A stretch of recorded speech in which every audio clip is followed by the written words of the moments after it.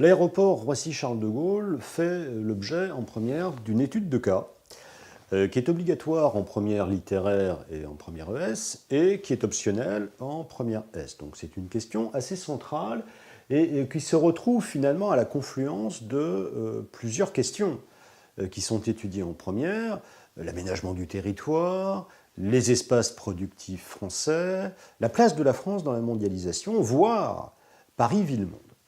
Donc il est important de faire le point sur cette question et notamment d'insister sur un vocabulaire spécifique qui est employé à cette occasion avec les termes de hub et de plateforme multimodale que nous allons examiner tout de suite. Alors Roissy-Charles de Gaulle est un aéroport de rang mondial, c'est un des plus grands aéroports du monde. Alors à l'origine, c'est le deuxième aéroport international situé dans la région parisienne. Le premier, c'est l'aéroport d'Orly. Dès les années 1960, on a eu l'idée de créer un deuxième aéroport en anticipant sur l'augmentation du nombre de passagers qui allaient utiliser les vols aériens.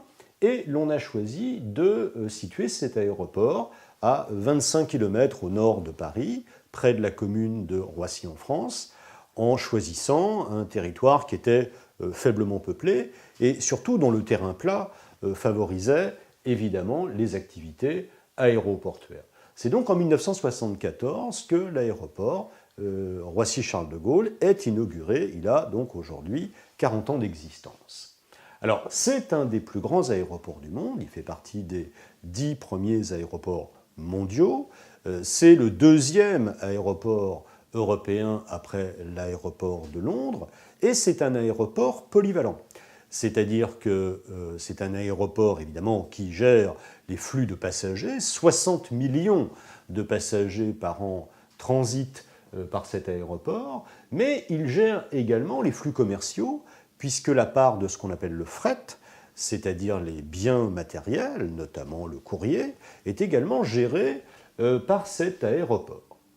Alors, on va dire de Roissy-Charles de Gaulle que c'est un hub d'importance internationale. Alors, qu'est-ce qu'un hub ? Un hub, en fait, c'est un carrefour. C'est-à-dire que c'est un pôle à partir duquel sont redistribués des flux aux quatre coins de l'Europe ou aux quatre coins du monde. C'est une espèce de plaque tournante. Et effectivement, les passagers qui atterrissent à Roissy-Charles de Gaulle sont pour moitié des passagers qui sont en transit, qui ne vont pas s'arrêter à Paris, et qui vont prendre un autre vol pour aller plus loin. On peut citer l'exemple du premier aéroport mondial, qui est l'aéroport d'Atlanta, aux États-Unis, qui n'est pourtant pas une ville-monde ou une métropole très très connue au rang international, mais qui joue précisément un rôle de hub à l'intérieur du territoire américain et qui doit à cela sa position de premier aéroport mondial. Par ailleurs, Roissy-Charles de Gaulle dessert l'ensemble de la planète puisque on constate 300 destinations prévues à partir de ce pôle donc très important. Alors Roissy-Charles de Gaulle est un hub, c'est aussi une plateforme multimodale qui est un terme donc très important de géographie en première. Qu'est-ce que ça veut dire ? Quelle est la définition ? Eh bien, une plateforme multimodale est tout simplement un lieu qui associe et qui combine plusieurs moyens de transport. Si l'on prend un autre exemple dans le programme de première, le port de Rotterdam est une plateforme multimodale qui associe évidemment le transport maritime, mais aussi le transport fluvial, le transport ferroviaire et le transport routier. Alors, on peut s'amuser à changer d'échelle en partant de la plus grande échelle, c'est-à-dire le site de Roissy lui-même, et en considérant les choses après au niveau européen. Au niveau strictement de l'aéroport, il y a une espèce de métro intérieur qu'on appelle le Charles de Gaulle-Val, qui permet de relier les terminaux qui sont très éloignés les uns des autres. À une échelle un peu plus petite, donc en prenant un petit peu de hauteur, on constate que l'ensemble de l'Île-de-France est relié à l'aéroport Roissy-Charles de Gaulle par l'autoroute A1 qui va jusqu'à Lille, mais aussi par le RER B dont la destination finale est précisément cet aéroport. Enfin, au niveau national et au niveau européen, on constate que l'aéroport Roissy-Charles de Gaulle est desservi par des lignes à grande vitesse et qui mettent du reste en relation cet aéroport avec ses partenaires européens. Depuis l'aéroport Roissy-Charles de Gaulle, il est par exemple assez facile de prendre l'Eurostar et de se diriger au Royaume-Uni. Donc on a un espace qui est central et connecté au territoire qui l'entoure à des échelles qui sont différentes.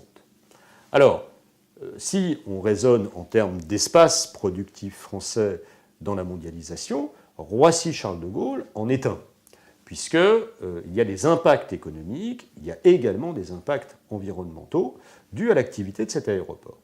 Alors, si on pense aux impacts économiques, on pense évidemment au poids du transport aérien, c'est évident, et on note que 50% des vols qui sont concernés par cet aéroport sont gérés par le binôme Air France-KLM, qui sont deux compagnies aériennes qui se sont associées il y a un certain temps.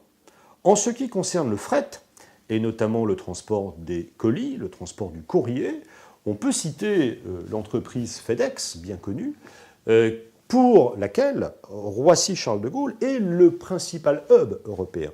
C'est-à-dire que c'est le point d'arrivée en Europe de cette entreprise d'origine américaine. Il en est du reste de même pour la Poste, qui fait transiter ses colis par cet aéroport. Alors, le rôle économique de Roissy ne se limite pas au transport aérien, puisqu'on a une zone d'activité économique très importante dans cet aéroport qui a connu des extensions et qui aujourd'hui occupe une surface immense de 3000 hectares, ce qui équivaut, pour se faire une idée, à 3000 terrains de football. Donc c'est extrêmement étendu.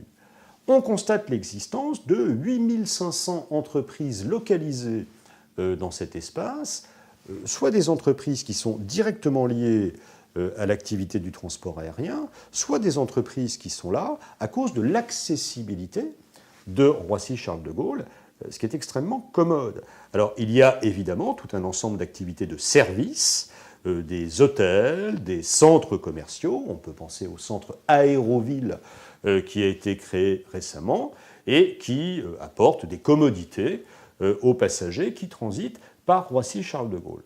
On considère qu'à l'heure actuelle, l'aéroport est responsable de 10% du produit économique brut, en quelque sorte, de la région Île-de-France. Donc c'est un pôle d'activité absolument majeur. Bon, comme on le sait en géographie, rien ne va sans inconvénient, et il faut s'interroger rapidement sur le problème des nuisances qu'un aéroport provoque inévitablement, et qui sont des nuisances liées peut-être un petit peu à la pollution, mais surtout au bruit. Un avion qui décolle, un avion qui atterrit, ça fait beaucoup de bruit et ça peut gêner les riverains. Alors, on a pris des dispositions, on s'est occupé de l'insonorisation des habitations qui étaient à proximité de l'aéroport, et on a interdit certains vols aux heures où les gens sont tout simplement en train de dormir. Bon. Il y a aussi le problème de l'extension indéfinie de cet aéroport, puisqu'un 4e terminal est en prévision, et que les riverains, c'est-à-dire les gens qui habitent à proximité, ne sont pas forcément d'accord avec cette extension indéfinie. Donc là, on est dans un cas qu'on retrouve souvent dans notre programme de géographie de première, qui est le cas du conflit d'usage, lorsque deux acteurs, en l'occurrence les habitants de la localité et les acteurs économiques de l'aéroport, entrent en conflit.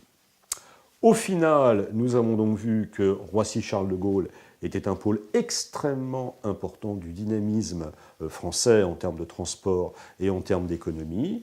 Et il faut rappeler, pour terminer, que c'est la porte ouverte vers Paris, ville-monde, et qu'à ce titre, Roissy-Charles de Gaulle a une place très importante à conserver dans le cadre du Grand Paris qui est encore en projet aujourd'hui.